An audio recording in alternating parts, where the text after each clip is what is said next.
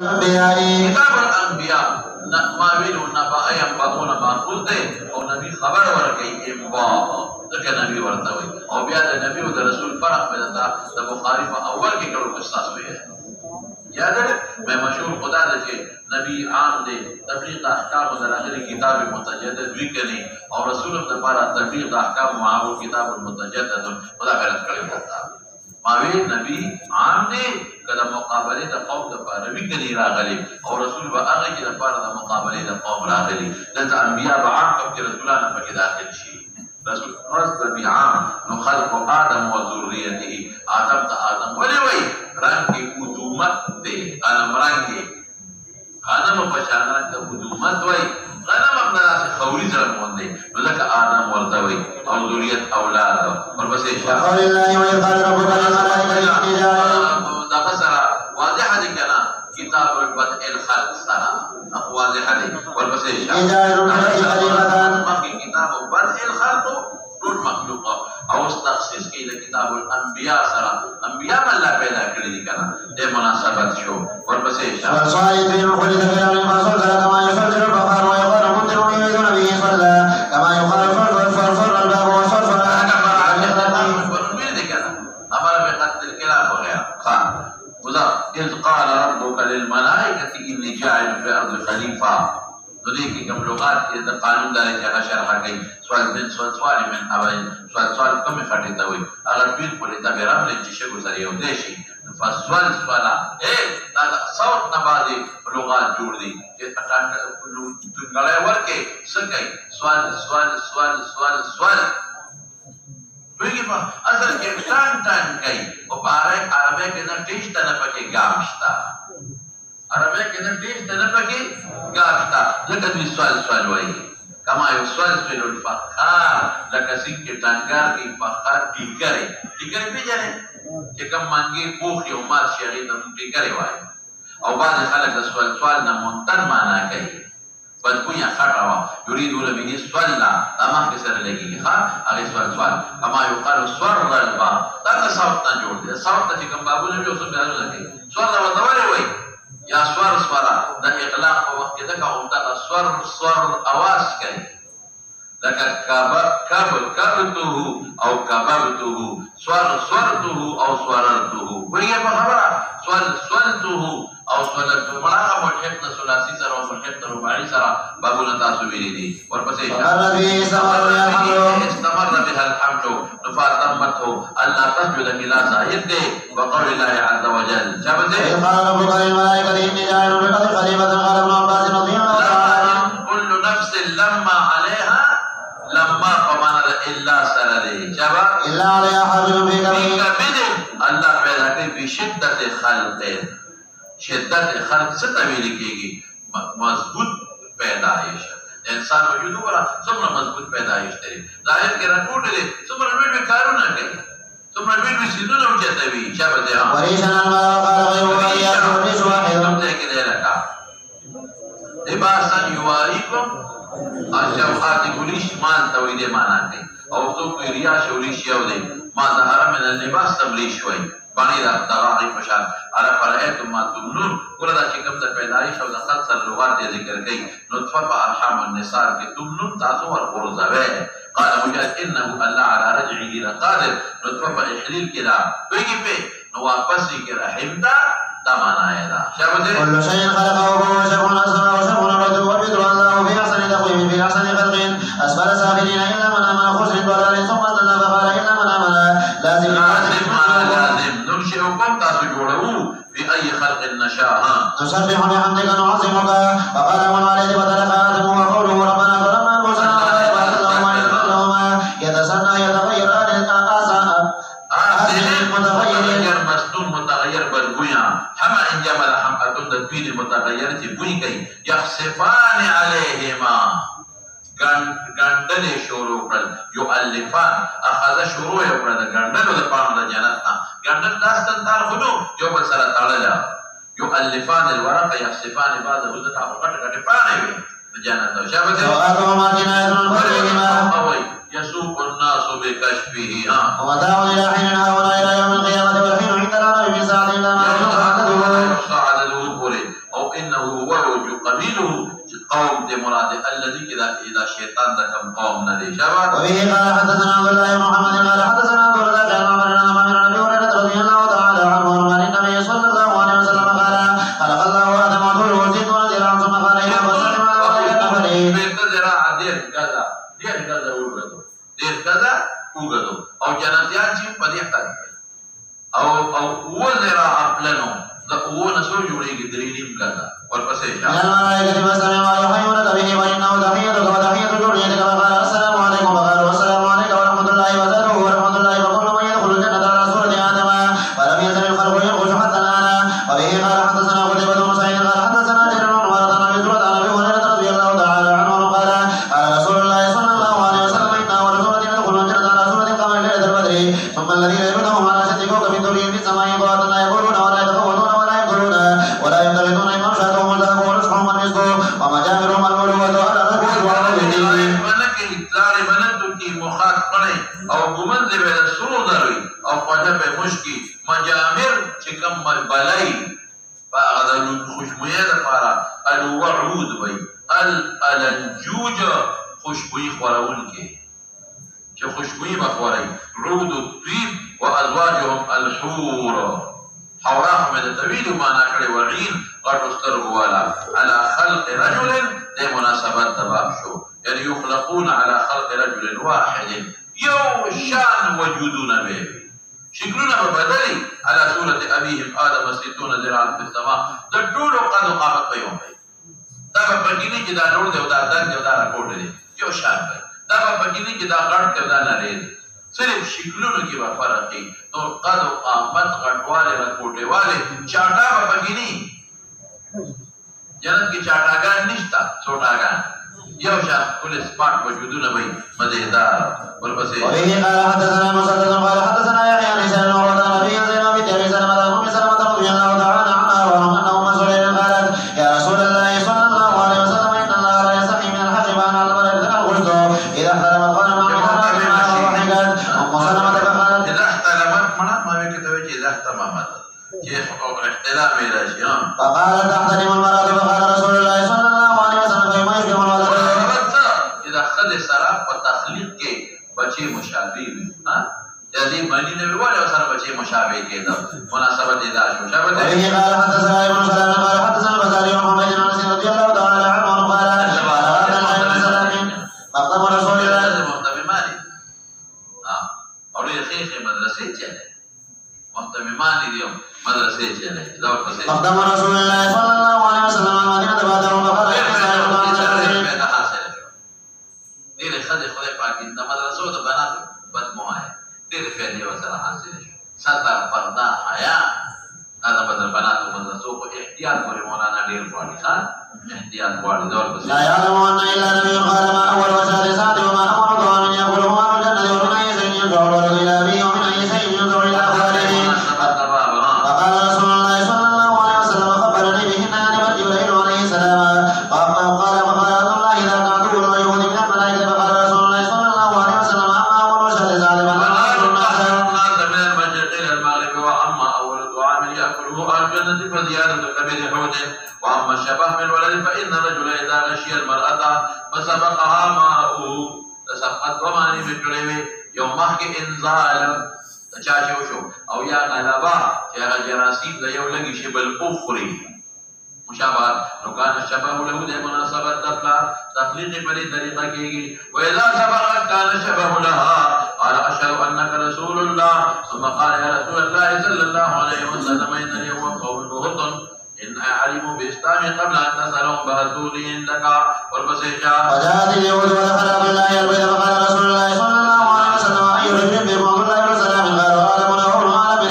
عالمنا وذا حكمه قالت عمي يا ولي قانون دے جخل قالت عمي يا ولي ها وابن اخيرنا فقال رسول الله صلى الله عليه وسلم فرأيت من السماء عبد الله قال وعده الله من ذلك فخرج عبد الله اليه فقال اشهد ان لا اله الا الله واشهد ان محمدا رسول الله صلى الله عليه وسلم فقالوا شرنا وابن شرنا ووقعوا به. وبه قال حدثنا بشر بن محمد قال اخبرنا عبد الله قال اخبرنا معمر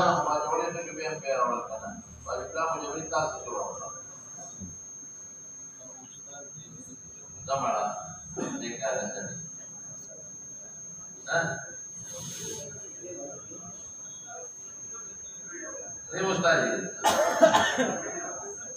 Ini wala. Ada dua orang. Yang ni. Lepas itu dapat mustahil.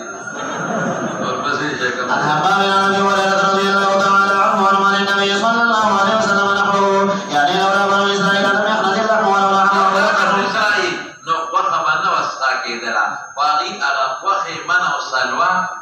sambalik lale no bas Allah pak wa ta saza muqarrar ke saki au kana Hawa lam taqul unsa zawjaha aghi khiyanat no kare ويو أصل ويو شايبة وتساعدنا شو كنا تاها وتفقا أغي وتقسمون وقبلا قسمون وتقبلا لو بس فقاسا ماما إني لكما لمن الناصرين أغي سلا تير ودلا لو ده مناسبة تباب شو حواني هذا أو بنسب के अगर सिफात दुनिया बड़ी नसों की मौजूद थी बखजों के और बस जन्नत तो बच्चों के रशीद जाते हो तो शाबाश قال حدثنا حسين بن علي بن زيد عن ميسرة بن جعفر عن ابي حازم عن ابي هريرة رضي الله تعالى عنه قال قال رسول الله صلى الله عليه وسلم يستوصل بالنساء خير والدولة سوي شابه ولقد من ذي العلم إنا ولشيء ذي يعلم بركة كذا فنقول كي حضرت حواء دا آدم عليه السلام نا روستا ودا غير جورا لها فإن ذهبت تقيمه كسرته وإن تركته لم يزل وتفسر بالنساء نار موسركه نور كغري أو ذا كوبالي قالوا نبكي ها وبه قال حدثنا عمر بن حفص قال حدثنا أبي قال حدثنا عمر قال حدثنا زيد بن أبي قال حدثنا عبد الله رضي الله تعالى عنه قال حدثنا رسول الله صلى الله عليه وسلم وهو الصادق المصدوق إن أحدكم يجمع قلبه ببطن أمه 40 يوما ثم يكون علقة مثل ذلك ثم يكون مضغة مثل ذلك ثم يبعث الله إليه ملكا بأمره ويكتب عمله وأجله ورزقه وشقي وسعيد ثم ينفخ فيه الروح فإن الرجل لا يعمل بعمل أهل النار حتى ما يكون بينه وبينها إلا زرع فيسبق عليه الكتاب ويعمل بعمل أهل الجنة ويدخل الجنة وإن الرجل لا يعمل بعمل أهل الجنة حتى ما يكون بينه وبينها إلا زرع فيسبق عليه الكتاب ويعمل بعمل أهل النار ويدخل النار. به قال حدثنا أبو النعمان قال حدثنا حماد بن زيد عن عبيد الله بن أبي بكر بن أنس عن أنس بن مالك رضي الله تعالى عنه عن النبي صلى الله عليه وسلم قال إن الله وكل بالرحم ملكا ويقول يا رب نطفة يا رب علقة يا رب ملغة وإذا أراد أن يخلقها قال يا رب أذكر أو أنثى يا رب أشقي أم سعيد فمن رزقه فمن أجل فيكتب كذلك لبطن أمه. وإن قال حدثنا قيس بن حفص قال حدثنا خالد بن الحارث قال حدثنا شعبة عن أبي عمران الجوني عن أنس رضي الله تعالى عنه يرفعه أن الله تبارك وتعالى يقول لأهل أهل النار عذابا لمن لك ما في أرضه شيء أكنت تبتدي به قال نعم قال فقد سألتك ما هو أمر من هذا وأنت في سلم آدم ولا تشرك به فأبيت إلا الشرك به. قال حدثنا عمر بن حفص بن غياث قال حدثنا أبي قال حدثنا عمر قال حدثني عبد الله بن مراد عن مسروق عن عبد الله رضي الله تعالى عنه قال قال رسول الله صلى الله عليه وسلم لا تقبل نفس ظلما إلا كان على ابن آدم الأول يجب من أهلها لأنه أول من سن القتل فيكون أن الله يحب جنة ابن آدم بني آدم की गुनाह के नूर पर सबब थी तो सदा अभी लगा पर सीगी होता हां. وقال ليس عن يحيى بن سعيد عن عائشة رضي الله تعالى عنها وعنه قال سمعت النبي صلى الله عليه وسلم يقول الأرواح جنود مجندة جنة كرتوي لخكري مجندة مجتمع ورمادا ستوي روح ستوي روح يا وشيري بستر ونخكاري جسم قابل لأبعاده وده لطيف دي تخكارنا لا تخكاري جسم ده ما يو جسميات لري قابل لأبعاده ثلاثة طول عرض عمق لري ولطيف دي تخكاري أو صار في البدن طول بدن كساري دي أو له تصرف بالبدن يا مع البدن تصرف بالتدبير والتصرف فيه له تعلق بالبدن تعلق التدبير أو التصرف كلاهما كتدبيرات وتصرف ضرورت वाले कहते इलाती उदी बिया हुआ सब नहीं कब ले प्रोत अल्लाह तक पता मुझे से खबर बतायो शेर और दुनिया मनीदार हो बिना इंसान हो गई कि पके ना जड़े हो गई अब तिरो तिउली तो बस सब जुग जोड़ सड़ी हुई अब उस मुअत्तल छी तो जब मुझे जुनूदुल्लाह करी दी तो फिर ارواح ثم انسانان دون روحنا مجندون لكن انسانان یو بل سره یو ځای وي دغه سي روحونه یو بل سره یو ځای وي عالم الارواح کې د کوم روحونه یو بل سره تعلق دلته تعلق چې هلته یو بل سره دښمني دلته دښمني مطلق الجسد اصل دی روح تابع دی لیکن دا الله پلید باندې هغه روح بیا اصل دی او وجود تابع دی او دغه تمام تفصیل ویل په جنایزو کې چې دنیا کې جسد اصل روح تابع دی او بیا رستو برزخ کې روح اصل وجود تابع او بیا په قیامت کې چې سړی پاسي بیا ټول اصل شابه مولا فما تعرف من آية تلف وما ترك من آية تلف وقال يحيى بن أيوب حدثني يحيى بن سعيد بن هذا أبو قول الله عز وجل ولقد أرسلنا نوحا إلى قومه قال ابن عباس ما ظهر لنا في نفسك وقالت النور نبعنا وقال إكرمت وجهنا وقال مجاهد الجودي جبل بالجزيرة دافع حرم إنا أرسلنا إلى قومه إلى شمس سورته ولد نوح عليه السلام إلى قومه بالقوم دا قال ابن عباس بادي الرأي ظاهری رہے والا سرسری نہ تھا یعنی اب علم نشتا صرف ظاہر باندې پوهیږي دا معنا اقلعي امسكي وفار التنور نبع الماء تنور نبرسر وبالتنور کی تنور نسل مرادی وجه الارض او سوق یودا عام تنور دے مراد دے قال مجاهد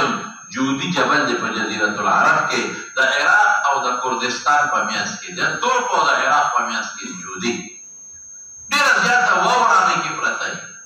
د کال 12 میاشتې وورا اوس هغه کیشته چې دا هغه التوسم د آثار پرته دي ها دا ابحال دوي ان ارسلنا نوح الى قوم الى اخر سوره موضوع قصيش وبه قال حدثنا عبد الله قال اخبرنا عبد الله عن موسى الزهري قال سالم قال ابن عمر رضي الله تعالى عنهما وعنه قال رسول الله صلى الله عليه وسلم في الناس فاثنى على الله وهو ثم ذكر الدجال فقال اني لانزلكم وهو من نبي الا انزل قومه لقد انزل نوح قومه ولكن يقول نبي لقومه تعلمون انه هو نوح ترى شويه ذكر تفصيله اعظم ذكر هذا قوم در المقابله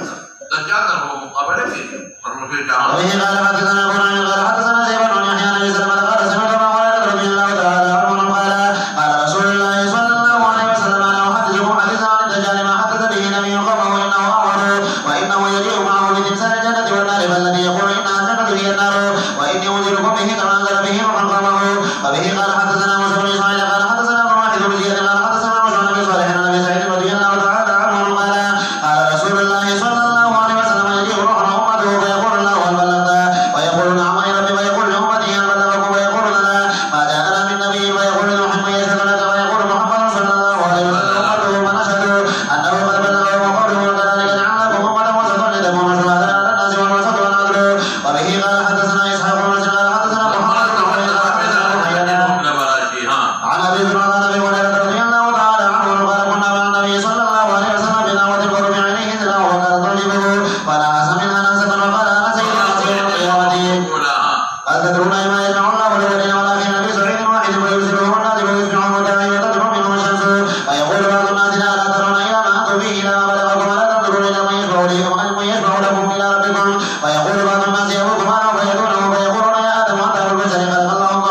خلقك الله بيده ونفخ فيك من روحه وامر الملائكه فسجدوا لك واسكنك الجنه لا تشفع لنا الى ربك لا ترى ما نحن فيه وما بلغنا ويقول ربي غضب اليوم غضب لم يغضب قبله مثله ولا يغضب بعده مثله ونهاني عن الشجره فعصيت نفسي اذهبوا الى غيره اذهبوا الى نوح فيرجع نوح فيقولون يا نوح انت اول رسل الى اهل ارض سماك الله وقد تكون لا ترى الى ما نحن فيه لا ترى الى ما بلغنا الا تشفع لنا الى ربك فيقول ربي غضب اليوم غضبا لم يغضب قبله مثله ولا يغضب بعده مثله ونفس نفسي يدن بقوة النبي صلى الله عليه وسلم ويدوني فاجر بعد نفسي ويقال يا محمد صلى الله عليه وسلم ارفع نفسك وارفع شربه وسلته قال محمد بن عبيد الله احفظ سائره وبه قال حدثنا نصر بن علي قال اخبرنا ابو احمد عن سفيان عن ابي اسحاق عن الاسود بن يزيد عن عبد الله رضي الله تعالى عنه ان رسول الله صلى الله عليه وسلم قال وهل من مذكرم دي نوح عليه السلام واقع کې دې ذکر راوړو مثل قراءة العامة باب وإن إلياس لمن المرسلين إذ قال لقومه لا تتقون إلا وتركنا عليه بالآخرين تركنا عليه تو رسد پورے ذکر په خیر کېږي ها وتركنا عليه بالآخرين قال ابن عباس رضي الله تعالى عنهما يذكر من خير سالم على سلام على إلياس على إلياس آل ياسين بالقراءة كذا الياسين خو بیا الیاس جو نون زائد دی او آل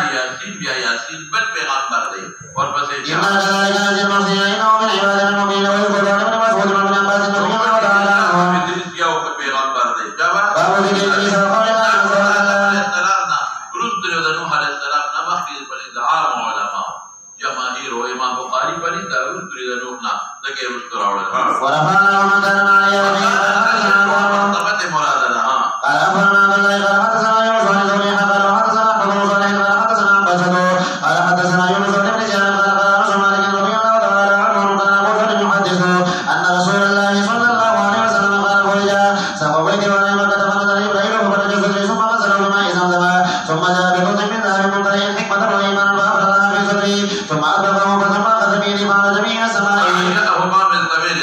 ولما جاء إلى السماء الدنيا قال جبريل لخازن السماء قال من هذا؟ قال هذا جبريل قال ما معك أحد؟ قال معي محمد صلى الله عليه وسلم قال أرسل إليه قال نعم ففتح فلما علم السماء إذا رجل عن يمينه أسود وعن يساره أسودة فإذا نظر قبل يمينه فضحك وإذا نظر قبل شماله بكى فقال مرحبا بالنبي صالح وابن صالح قلت من هذا يا جبريل؟ قال هذا آدم وهذه الأسود عن يمينه وعن شماله نسر وجهه فأهل اليمين منهم أهل الجنة والأسود الذي عن شماله أهل النار وإذا نظر قبل يمينه ضحك وإذا نظر قبل شماله بكى ثم عرج به جبريل حتى أتى السماء الثانية فقال لخازنها افتح فقال له خازنها مثل ما قال له لكم فتحها قال أنس فذكر أنه وجد في السماوات إدريس وموسى وعيسى وإبراهيم ولم يثبت لكي منازلهم أنه قد وجد آدم في السماء الدنيا وإبراهيم في السادسة وقال رسول فلما مر جبريل بإدريس قال مرحبا بالنبي صالح والأخ صالح فقلت من هذا؟ قال هذا إدريس ومررت بموسى فقال مرحبا بالنبي صالح والأخ صالح قلت من هذا؟ قال هذا موسى ثم مررت بعيسى فقال مرحبا بالنبي صالح والأخ صالح فقلت من هذا؟ قال عيسى ثم مررت بإبراهيم فقال مرحبا بالنبي صالح والابن صالح قلت من هذا؟ إبراهيم فهو ما كده قال هذا إبراهيم قال ابن شهاب وأخبرني ابن حزم أن ابن عباس وأبا حنيفة الأنصاري كان يقول قال النبي صلى الله عليه وسلم ثم عرج به إبراهيم حتى ظهر في الموسى ونسمع صريح من أخلاقه قال ابن حزم وأنس بن مالك قال النبي صلى الله عليه وسلم فرض الله علي 50 صلاة ورجعت بذلك حتى أمر بموسى فقال موسى ما الذي فرض ربك على أمتك قلت فرض عليهم 50 صلاة قال فراجع ربك فإن أمتك لا تطيق ذلك فرجعت ربي فوضع شطرها فرجعت إلى موسى فقال راجع ربك فذكر مثله فوضع شطرها فرجعت إلى موسى فقال ذلك ففعلت ووضع شطرها فرجعت إلى موسى فأخبرته فقال راجع ربك فإن أمتك لا تطيق ذلك فرجعت ربي فقال هي 5 وهي 50 لا يبدل القول لدي فرجعت إلى موسى فقال راجع ربك فقلت قد استحييت من ربي ثم انطلق حتى أتى بها سدرة المنتهى فغشيها ألوان ما أدري ما هي ثم أدخلت الجنة فإذا فيها جنات البغل وإذا قربها النسل باب قول الله وإلى الذين قاموا من قوله إذا تلقوا من بالأحقاب تزين إلى قوله كذلك نجزي القوم المجرمين وذكر عطاء سليمان عائشة رواية عائشة عن النبي صلى الله عليه وسلم وقول الله وأما عاد فأهلكوا بريح صرصر أغبات شبيلي وين تدون تيزي أواز كي شديدة عاتية ما ناولت أصبيها وكما بقابو عاتية الزمانة أغا ساروي كي بقابو شي بارجع ورزي نقطة أجدا فقابو كي خودي خممت بقابو كاري قولي أرأي قال ابن عيينة عقد على الخزان فيكم صاري فاخبروا خازنين وبعد حفاظت كون بصرف شيء بقابوشي سخرها عليهم 7 ليال و8 أيام حصوما فارنفسي وترى القوم فيها زرعا على ولبراتك أنهم أعجاز نخل لك تنيدك جرد خاوية على ولشوي خاوية على وصولها بخنرا وتري وهل ترى لهم من باقي من بقية ختم شباقي تعصاري تجور بسيجا قال حدثنا محمد بن عمر قال حدثنا شعبة بن حاتم المجاهد عن ابن عباس رضي الله تعالى عنه عن النبي صلى الله عليه وسلم قال نصبت بسبب أمك تعالى بالتبر وقال ابن عباس عن أبيه عن ابن أبي نعمان عن أبي سعيد عباس علي رضي الله تعالى عنه إلى النبي صلى الله عليه وسلم بذهيبة فقسمها بين 4 الأقرع بن حابس الحنظلي ثم المجاشعي وهو تقريبا من بدر البزاري وزيد الطوئي ثم أحد بني نبهانا وعلقمة بن ولادة المعابري ثم أحد بني كلاب فغضب قريش والأنصار فقالوا يغيظنا إلى أهل نجم ويدعونا قال إنما أتألفهم فأقبل رجل غير العينين مجرم الوجنتين وجتنا ولا أخرى نأتي الجبين وجتن ولا كالصلح يقرنقر ولا محلوف صريخ ريلو خرول شيو باتق الله يا محمد صلى الله عليه وسلم فقال من يدعو الله إذا أخذ أيمن الله على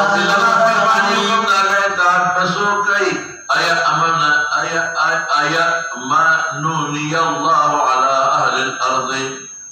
حمزة استفهام دا سمعنا ديكي نكتو بلدك اشتخى أتأمنني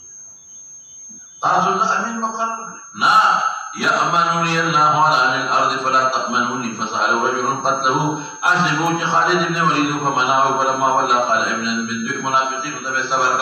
من دوء هذا أو في عقب هذا قوما يقرؤون القرآن لا يجاوز حناجرهم يفهمون من الدين ملوك من الربيع يقتلون أهل الإسلام مسلمان مهدي ويدعون بريد بأهل الرسول لنا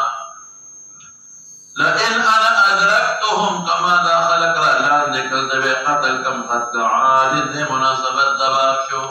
يوم بي وجنا بريدم بنا وربسي حدثنا خالد بن يزيد حدثنا إسرائيل وربسي عن أبي إسحاق عن الأسود قال سمعت عبد الله رضي الله تعالى عنه قال سمعت النبي صلى الله عليه وسلم يقرأ بها من متكئ باب قصة يأجوج ومأجوج وقال تبارك وتعالى سوى التويمات النبي كده عجمي الفاظ دي يأجوج ومأجوج وقوم دي او سوقنا عربي دي اج يأجو اجن اختلاط تويدوم رڑين وچ يوم سره بيلا وکي مأجوج بيلا كليشوي دل زياد پي وقول الله تبارك وتعالى ان يأجوج ومأجوج يفسدون في الارض كبده باب الله عز وجل الله تعالی ټول دنیا باندې باسي کړی دا سو کوئی پیغمبر او سو کوئی کدا الله یو ولی یو نیک سره بادشاہ اور ډېر اختلاف دی په دې ذوالقرنین کې مولانا صاحب ډېر اختلاف دی سو کوئی د فارس په بادشاہانو کې او فارس تیر شوی سو کوئی دا نوح علیہ السلام نه پس سو کوئی د ابراهیم علیہ السلام سو بنی اسرائیل کې اختلاف پکې شته سو د اسکندر یادې بهر کې په صدی تحقیق او یقین نه معلوم پر پسې استاد صاحب د حضرات د لیکلي دي ویدل تکي دوه داغونه ورکړه د خبرو په جامه دا فقط به دي او سو کوئی وینا جهاد د بچتا نو کړي ویدل تواچول ولا د تشبیه حیوانات سره سره ورته دي ذوالقرنین عمر ډېر دوه پیړو کې عمر تیر شوی ذوالقرنین دوه پیړو باندې او سو کوئی قرن پیړې ته ویل کېږي او د پیړې نه اهل د قرن مراد دی په عجم او عرب ټول حکومت عجب یو قرن شو یعنی یو قوم یو قرن او عرب خیر دور پسې شته اتوني زبر الحديث واحد وحده ولي خبر ده حتى إذا سمع بين صدرين يقال عن ابن عباس رضي الله تعالى عنهما جبلين وسدين عن جبلين خرجنا أخرج أجرا واحدها زبرة ټوټې حتى إذا ساوى بين الصدفين چې برابر والي د دوه غرونو منځ کې راوسته يعني بعد جبلين سدين جبلين وتمويها قال ابن حتى إذا جعله نارا يخرج عليه قدرا صبر عليه قدرا وقال ابن عباس رضي الله تعالى عنهما النحاس ومصر تنبيت بنحاس تنبا رصاص سيكا دا د کلاشنکوف د ګولې په شان دي د سيكا وي ورپسې جام يعلو يستطيع يستفعل من طول له فلك ولذلك مجهز واصبع يسبيع وقال بعضهم فتح استطاع يستطيع دوار ويلي استطاع يستطيعها وما استطاع له نقب قال هذا رحمة بن ربي فإذا جاء وعد ربي جعله ذكاء زغه واتخذكم من حسنكم وسكي ها الدخل طبعا بكسر في وسكي وجدبني شاف مثله أوارز مكا سخت مكا وتلبدا بيجي بي شيء أوارز شيء شاف وتركنا بعضهم يومئذ يموت في فرد حتى إذا فتحت يجوز وجودهم من كل حدث فتحت صدهم شاف ويجي شيء أفريقي زر رازي بتيجي براواني ها وقال رجل النبي صلى الله عليه وسلم رأيت سدى من البرج محبر يمني سادر محبر ده خامتا خر رأيته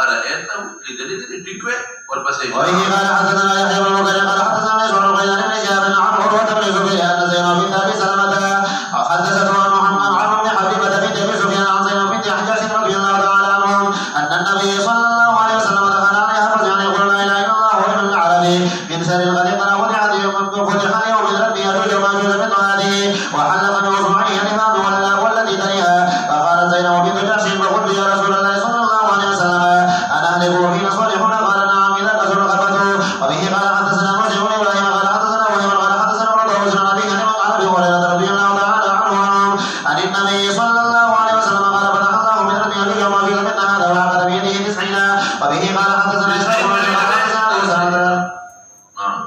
الأعمش قال حدثنا أبو صالح عن أبي سعيد الخدري رضي الله تعالى عنه عن النبي صلى الله عليه وسلم قال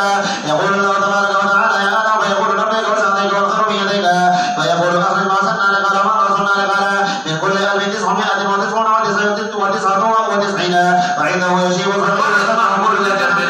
ما شوي نبدا شيء ولا أنا أو قبل فرض ذات حمل محمد به والدولي وترى الناس سكارى وهم سكارى ولكن عذاب الله شديد قالوا يا رسول الله صلى الله عليه وسلم وأينا ذاك الواحد قال أبشر فإن منكم رجل من يوم يجوج وماجوج ألفا ثم قال والذي نفسي بيده تقولون لازمنا تجاجوج ماجوج نيلاوا ويوي أولاوين لا نوريها رمى على الجنة كده يجوج نيلاوا غير كم تدور زيادة كم يها فقال أرجو أن تكونوا ثلث أهل الجنة وكفرنا فقال أرجو أن تكونوا أهل الجنة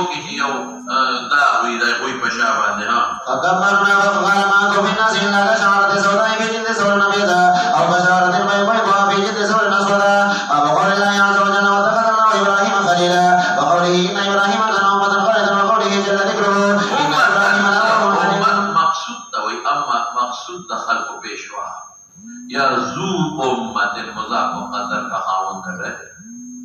يا أمة سر بخبل أمته سمتم شو أنا كوي بس دي بخبل أنا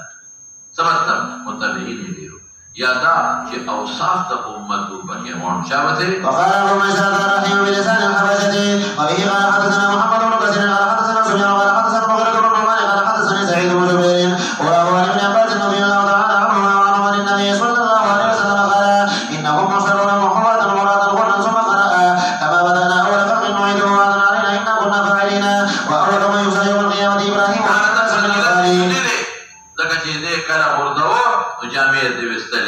يؤخذ به ذات الشمال فيقول صيحة فيقول إنه من يتق زادهم الذين على أعقابهم كنت فارقتهم فيقول كما قال العبد الصالح وكنت عليهم شهيدا ما كنت به من قوله العزيز الحكيم وبه قال حدثنا إسماعيل بن عبد الله قال حدثني أخي عبد الحميد عن ابن أبي ذئب بن سعيد المقبول عن أبي هريرة رضي الله تعالى عنه وعن النبي صلى الله عليه وسلم قال يلقى إبراهيم أباه آزرا يوم القيامة وعلى وجهه هكذا قدرة وقمرة فيقول له إبراهيم ألم أقل لك لا تعصني ويقول أبوه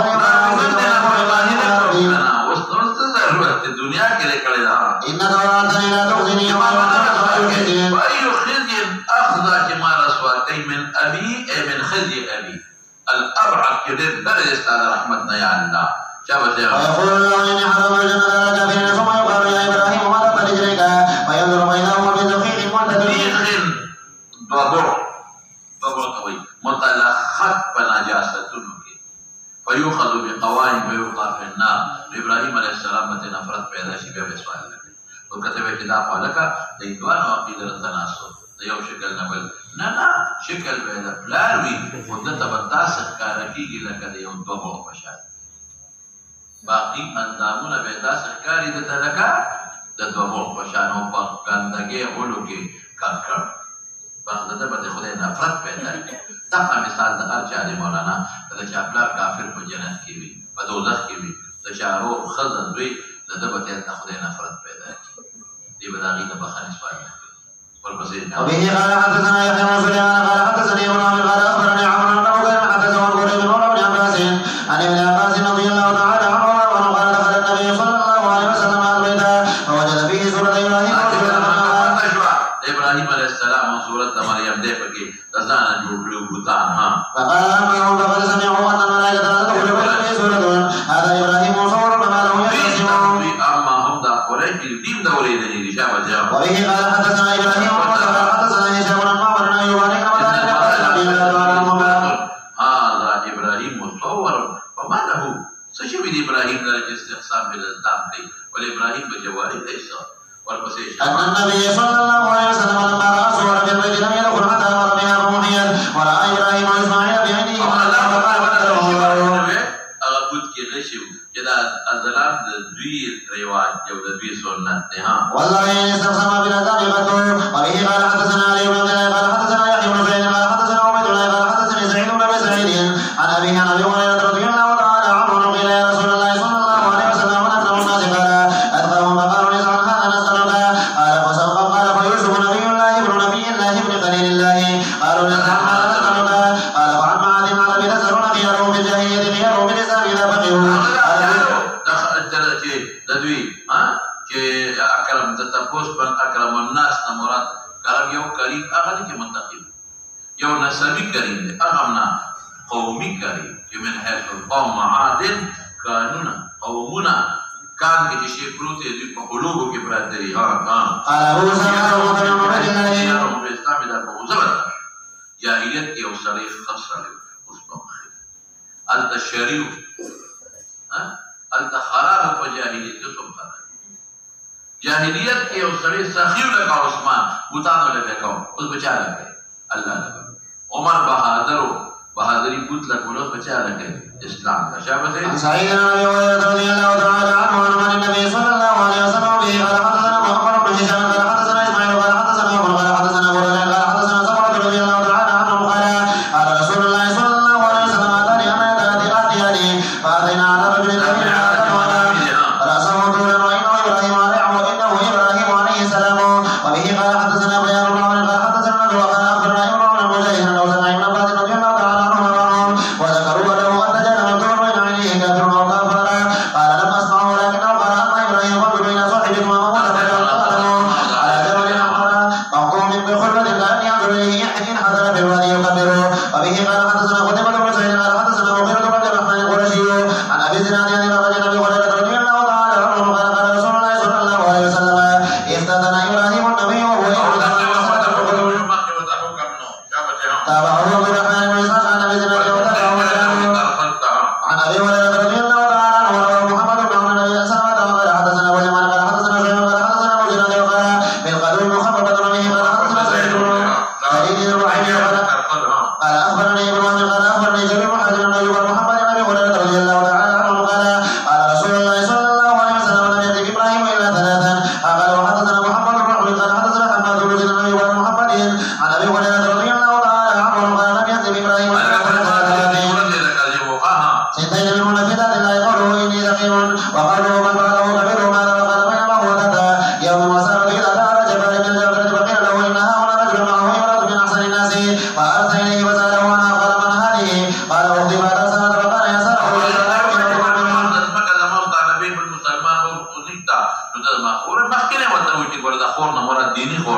غيري وغيرك وإن هذا سارني فأخذ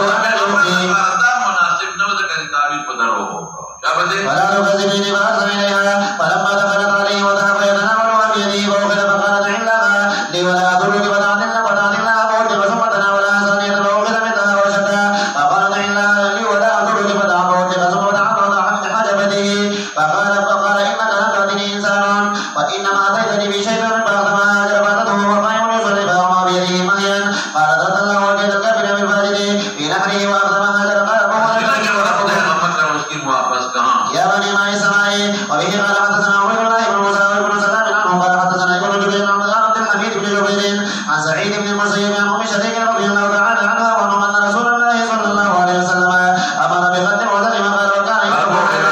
السلام وبه قال حدثنا عمر بن حفص بن غياث قال حدثنا ابي قال اخبرنا مشهور قال حدثني ابراهيم عن القمدة عن عبد الله رضي الله تعالى عنه قال لما نزلت الذين امنوا ولم يلبسوا ايمانهم بظلم قلنا يا رسول الله صلى الله عليه وسلم اينا لا يتم نفسه قال ليس كما تقول لم يلبسوا ايمانهم بظلم بشرك اولم تسمعوا الى قول لقمان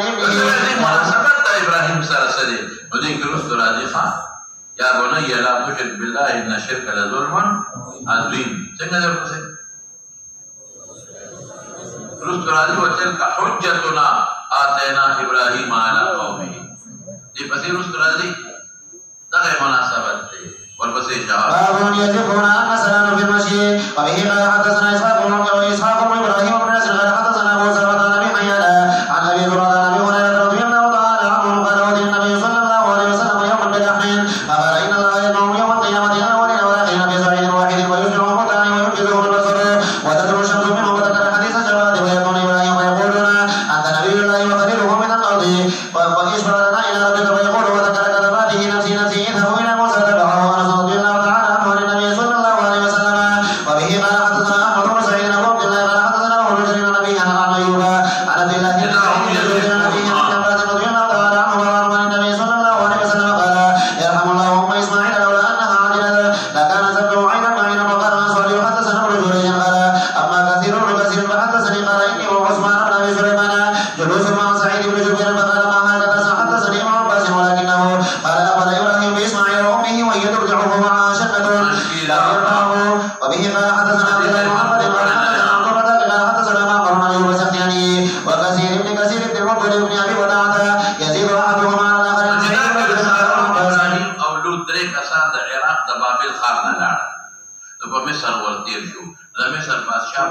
لګاو چې بلاره څوکیدارانو چې غشته جنې به وابې نیوله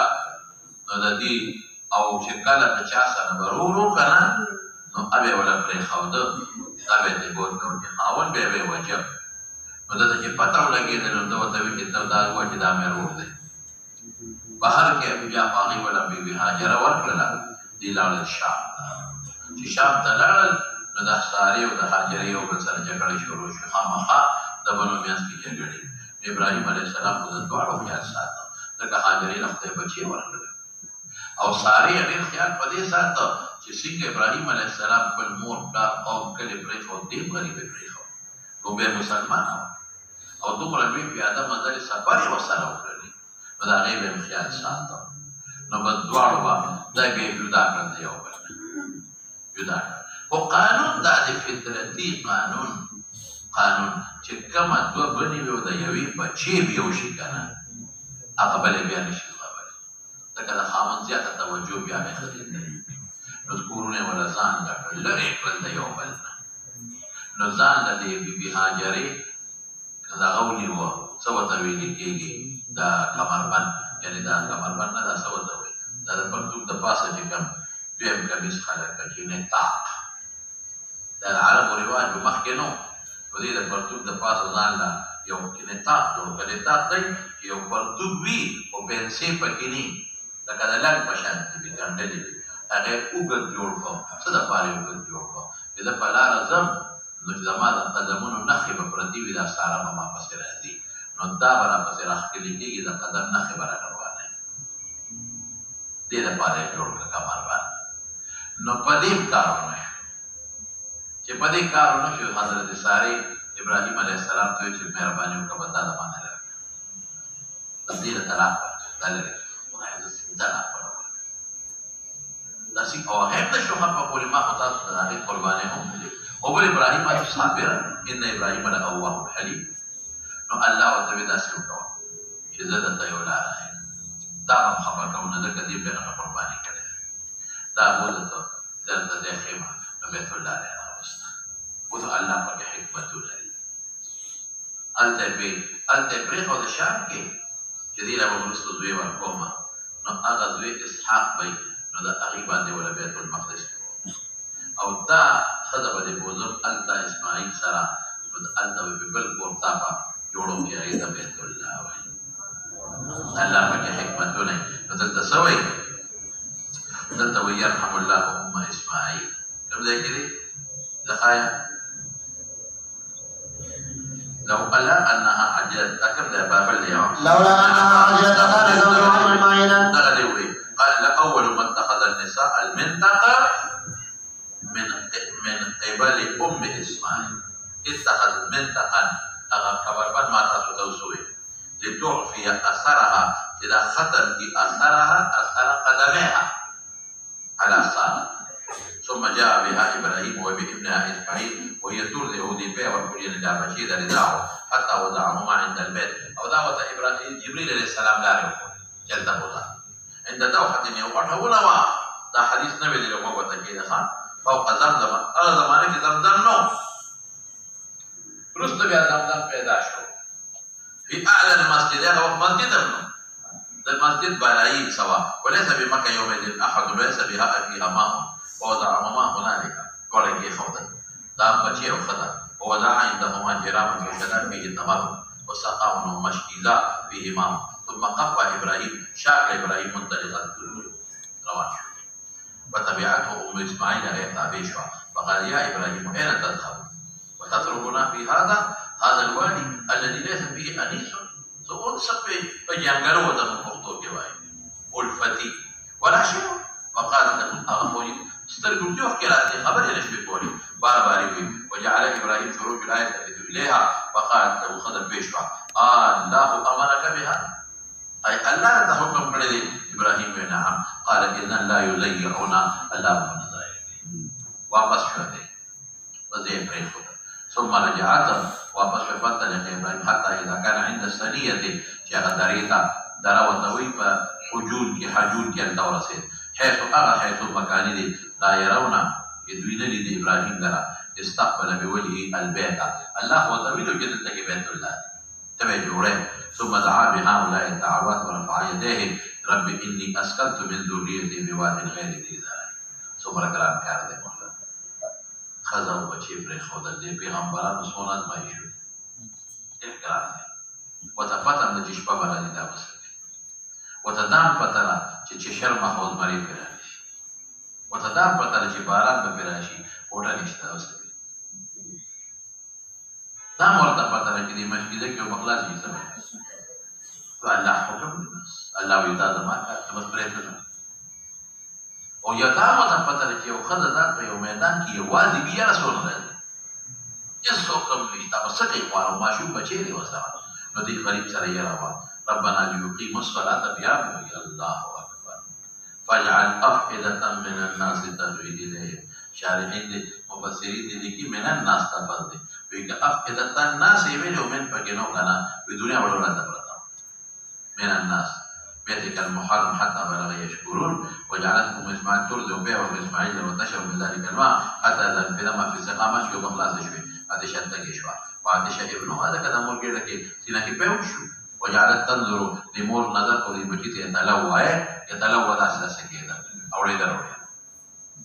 دار دوجنا يتلبتو فانطلقت كراهيه ان تتقتي وتنشو فوجدت الصفا اقرب جبل في الارض يديز ديوتا فقامت عليه ثم اقبل بها وديتا متوجه شوى ذلك وهل ترى احدا في سبوي فلم ترى احدا ركود شوى الصفانا حتى اذا بلغت الوادي رفعت درع طرف دير كميسر طرف يوجدك او من بسعي الانسان المجهود مشقات كبروتي مجهود داما تكليف كبير من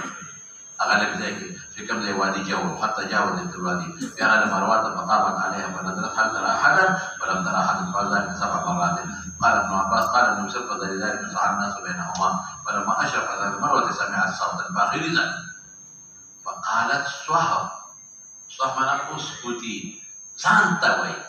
اوازي ولد نو زانتا بذلك زانتا وجه تشبشا ثم إذا أقبل حركات ساكن تريد نفسها ثم تسمعت وجهي إخوة فسمعت أيضا وقالت قد سمعت إيه سريع ما تأخذ خبره ورلخ إن كان عندك غواص لسمدد سريع نراك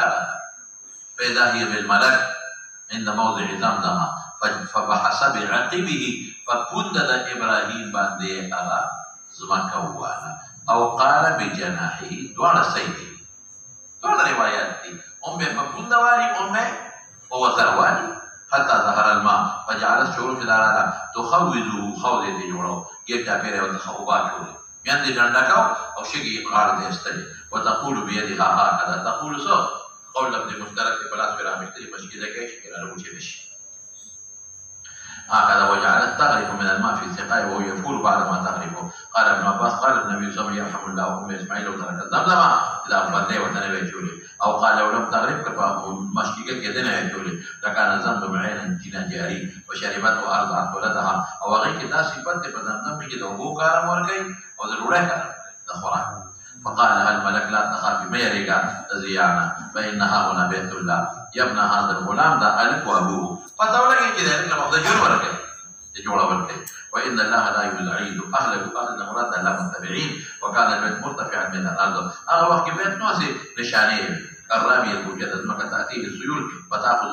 سلاوله وديه خاب القاتل فكانت كذلك حتى مرت بمرقة جولة الجرهم يا أهل بيت الجرهم دار يمن نرادوان مؤمنين الطريق كذا أنا ما تدريبه كان كذا بلاي لا فنزلوا في أسفل مكة فرأوا طائرا ما غير عارفا تاويدون كي مارقة تاويدي أغيب لك مارقة التسكي مارقة مقارنة كي كم يكتوبه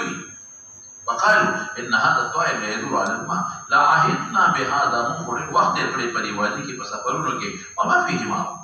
تدخل بالنشتا فأرسلوا جريا أو جريا أغا إنسان توجه فقافلك ويوصلي وغبوا بكته شو بكم ذلك مدابه يا جريا فإذا هم بالماء وبالبدء فرجعوا أخي وفشوا قال فأخبروهم بالماء فأقبلوا قال وأم إسماعيل عند الماء فقال وتأذني لنا أن ننزل عندك قلت نزلتم قالت نعم ولكن لا حق لكم في الماء بس كيف ملكية بساس من دماغي قالوا نعم قال ابن عباس قال النبي صلى الله عليه وسلم ألف ذلك أم إسماعيل ومنتدى شيء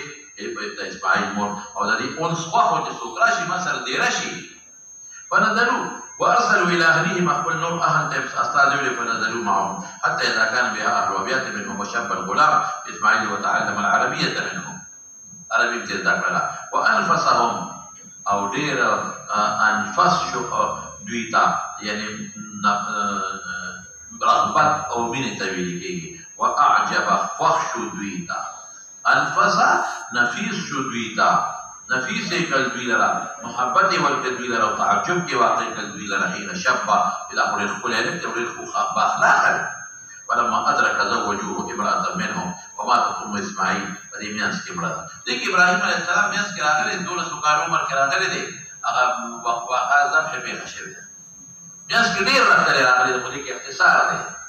تاسي برات إبراهيم عليه السلام بكالا كده دوي خبر براتا وجاء إبراهيم بعد ما تزوج إسماعيل يطالع معلوماتك والتاريخية التي خذ به فلم يجد إسماعيل سؤاله قد خذ أغنى عنه فقال خرجت تبتغي لنا رزق تلقي ثم صار عيشهم وحياتهم وقال نحن بشر نحن في ضيق وشدة يقول في عمر خضر دالي مناسب وشكت إليه قال فإذا جاء زوجك اقري عليه السلام وقولي له يغير عتبة بابه لدروازة درشل بدلك درشل بعد اسمه كورت لنا وذيكنا تخرج خضر بصرية صرية ولا أستاه الدنيا أمور بداخله ولما جاء إسماعيل كأنه آنس شيئا قال ده موجوده تبويه محسوس کو یا شی به پلان راوړو او دوی له اخر هغه ولیدا قال خلق هدايا وکړه وقال هل جاءكم من احد صبر غدي وصل على کوئی کنه وای چې کوړه نه پردي خلک د پوس کوي کنه کوي قالت نعم جاءنا شيخ كذا وكذا وسألنا عنك فأخبرته أخكار لتردي أريد بس بلدي وسألني كيف عيشنا فأخبرته أننا في جهد وشدة قال هل أوصاك بشيء؟ نعم أمرني أتى عليك السلام ويقول غير عتبة بابك قال ذاك أبي وقد أمرني أن أفارقك الحقي بأهلك فطلقها وتزوج منهم أخرى ولبس ابن إبراهيم ما شاء الله ثم أتاهم بعض ولم يجده ودخل على ابنتي فسأل عنها فقالت خرجت بغدران فقال كيف أنتم وسأل عيشهم ويا من قال نحن بخير وقل لا شكري ذاك وساعة وأسند على الله قال ما طعامكم والذين فتروا إسماعيل هم خلق الدين خولهم إيمان وشريعته وحدانيته وتخولهم قالت اللحم قال ما شرابكما مشروبا قال الماء قال اللهم بارك في اللحم والماء قال ثم لم يكن له يومئذ حب دانينا بفداء كذا واد غير الزراعه وكان لهم او ولو كان لهم دعاء عليهم دعاء فهما لا يخلو عليهما احد بغير مكه لا دعاء كذي او وخا بغير لما كان كم زيوي الا لم يوافقها موافقه تقري طول ما وخا ومسكينه وجوز موافقه تقري كلام سوى مكينه فقال إذا جاء زوجك فقري عليه السلام ومريه يثبت عتبة بابه فلما جاء إسماعيل قال هل أتاكم من أحد؟ نعم بين خبرته أتانا شيخ حسن الوجه صفته وأثنت عليه فسألني عنك فأخبرته ما هو الخبر فسألني كيف عيشنا فأخبرته إنا بخير قال فأوصاك نعم هو يقرأ عليك السلام ويأمر أن تثبت عتبة بابك قال ذاك أبي وأنت العتبة فأمرني أن أمسكك ثم لبس عنهم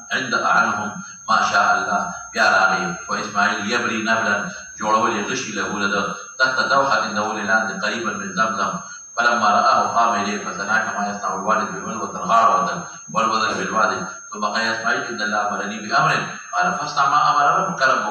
قال وتعينني قال أعينك قال فإن الله أمرني أن أبني هاهنا بيتا وأشار إلى الغرنات لبورتوا على ما حولها وما حول بورتوا قال فإن ذلك رفع القواعد من البيت وجاء إسماعيل يأتي بالحجارة وإبراهيم يبني حتى إذا ارتفع البناء جاء بهذا الحجر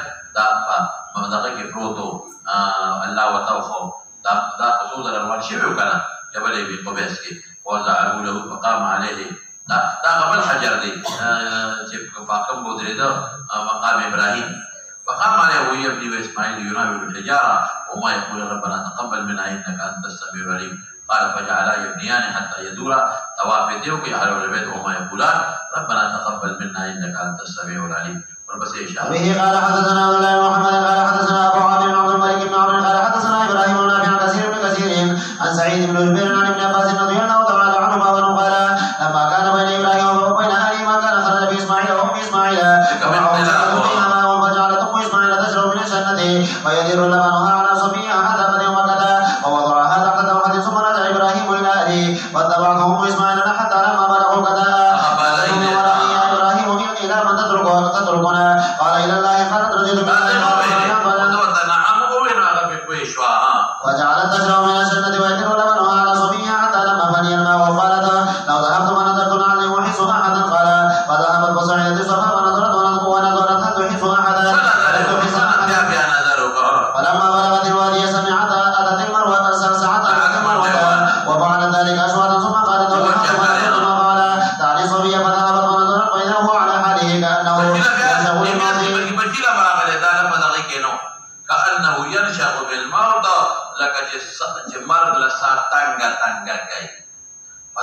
تقر وسر قرار نکو نفس تاغي نبي على فقالت لو ذهبت فنظرت لعلي أحس أحدا فذهبت وصعدت صفا فنظرت فلم تحس أحدا حتى أتم سبعا ثم قالت لو ذهبت فنظرت ما فعل فإذا هي بصوت فقالت أغثني ما تدرى خير ما يكون عندك خير قال فقال بعقبه هكذا وغمز بعقبه الأرض قال فانبثق الماء فاثبت يوسف وإسماعيل قال فقال أبو القاسم صلى الله عليه وسلم لو تركته كان الماء ظاهرا قال فجعل يشرب من الماء ويدر لبنها على صبيها قال فمر الناس بالجرهم ببطن وادي فإذا هم بخير كأنهم انكروا ذلك فقالوا ما يقول إلا على ماء فبعثوا رسولهم فنظر بينهم بالماء فأتاه فأخبرهم فأتوا إليها فقالوا يا أم إسماعيل أتأذن لنا أن نكون معك أو نسكن معك فبلغ ابنها فنكح به امرأة قال ثم إنه بدا لإبراهيم فقال يعني إني مضطرب تركتي قال فجاء فسلم فقال أين إسماعيل فقالت امرأته ذهب يصيد قال قولي له إذا جاء فإن عتبت من بيتك فلما جاء أخبرته فقال أنت ذاك فاذهبي إلى أهلك قال ثم إنه بدا لإبراهيم فقال يعني إني مضطرب تركتي فجاء فقال إسماعيل فقالت امرأته ذهب يصيد فقالت لا تنزل فتطعم وتشرب فقال وما طعامكم وشرابكم قال طعامنا اللحم وشرابنا الماء قال اللهم بارك لهم في طعامهم وشرابهم قال فقال أبو القاسم صلى الله عليه وسلم بركة بدعوة إبراهيم صلى الله عليه وسلم قال ثم إنه بدا لإبراهيم فقال يعني إني مضطرب تركتي فجاء ووقف إسماعيل بن وراء زمزم يزح نبلا له فقال يا إسماعيل إن ربك أمرني أن أبني له بيتا قال أطيع ربك قال إنه قد أمرني أن تعينني عليه قال إذا أفعل أو كما قال فقام فجعل إبراهيم يبكي وإسماعيل ينابل الحجارة ويقولان ربنا تقبل منا إنك أنت السميع العليم قال حتى ارتفع بنا والقوم فشرقوا على نبل الحجارة فقام على حجر المقام وجعل ينابل الحجارة ويقولان ربنا تقبل منا إنك أنت السميع العليم وبه قال حدثنا موسى بن إسماعيل قال حدثنا عبد الواحد قال حدثنا موسى قال حدثنا إبراهيم التيمي عن أبيه قال سمعت أبا ذر رضي الله تعالى عنه قال قلت يا رسول الله صلى الله عليه وسلم أي مسجد وجع في الأرض أوله قال المسجد الحرام قلت ثم أي وجعل الناس إلى الذي ببكة قلت كم كان بينهما قال 40 سنة ثم أين أدرك إبراهيم عليه السلام زمانه كيو ناسب هو إبراهيم عليه السلام ناول إسماعيل عليه السلام وسرو بيت الله جوړ تو چې اسحاق عليه السلام پیدا شو دا په معیت کې د دین سلیح کاله پس بیا بیت المقدس جوړ یا دویمه ویل شم چې الله کله زمکه آباد کړه دا دواړه پورې جوړ کړ بیت الله سلیح کاله مخکې او بیت المقدس سلیح کاله پس او شابه فصلي بين الفضل وبه قال حدثنا عبد الله بن مسعود عن مالك عن عمرو بن ابي عمرو مولى المطلب عن انس بن مالك رضي الله تعالى عنه ان رسول الله صلى الله عليه وسلم طلع له الفضل فقال هذا جبل يحبنا ونحبه اللهم ان ابراهيم ورواه عبد الله بن زيد عن النبي صلى الله عليه وسلم وبه قال حدثنا عبد الله بن يوسف قال اخبرنا مالك بن شهاب بن سالم بن عبد الله ان ابن ابي بكر اخبر عبد الله بن عمر عن عائشه رضي الله تعالى عنها وعنه زوج النبي صلى الله عليه وسلم ان رسول الله صلى الله عليه وسلم قال الم تر ان قومك لما بنوا الكعبه انتصروا عن قواعد ابراهيم فقلت يا رسول الله صلى الله عليه وسلم الا تردوا على قواعد ابراهيم قال لولا انسان قومك بالكفر فقال عبد الله بن عمر لئن كان رسول الله لولا حسان قومك بالكفر نو لبنيته ما بدا بيت الله جوړ کړو څنګه مې جوړ کړو درې ترمیمات یاد دي کنه ورپسې ان رسول الله صلى الله عليه وسلم ترك استلام الركن الذين في جريان الحجره الا ان البيت لم يتم على ابراهيم